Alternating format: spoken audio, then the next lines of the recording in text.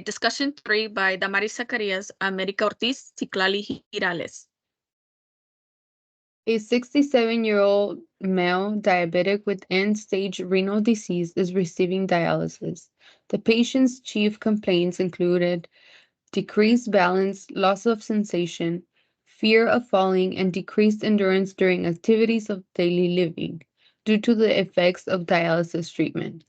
Objective measures during evaluation validated these complaints. Physical therapy intervention was given to the patient. The patient's goals were to improve strength, aerobic, endurance, balance, and flexibility. Patient education was emphasized during each treatment session. Progress through physical therapy as indicated in the plan of care, with improvements in deficits found during examination. What type of dialysis is used for end-stage renal disease and how can it help? Hemodialysis and peritoneal dialysis are both used in end-stage renal disease. The key advantage of dialysis is that it provides the functions of a healthy kidney by cleansing the body from toxic metabolic products and excessive fluids. If a patient does not receive hemodialysis within several days, they will experience a toxic condition called uremia, which is life-threatening if not treated. What are the ingredients in a dialysate solution? Purified water, sodium, potassium, magnesium, dextrose, calcium, bicarbonate, and chloride. Define colloids and what part do they play in dialysis? In dialysis, a solution with colloids is filtered of dissolved ions or tiny molecules. A colloid is any substance made of tiny particles throughout. How does the process of dialysis work in chemical terms? Dialysis is a laboratory technique, the separation of small molecules called colloids from dissolved ions or molecules of small dimensions, or crystalloids in a solution. Dialysis is a process that is like osmosis.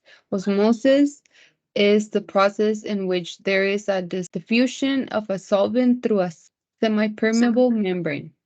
Describe which molecule can or cannot pass through a dialysis membrane and how do these molecules diffuse. Unwanted molecules diffuse through the membrane into the dialysate.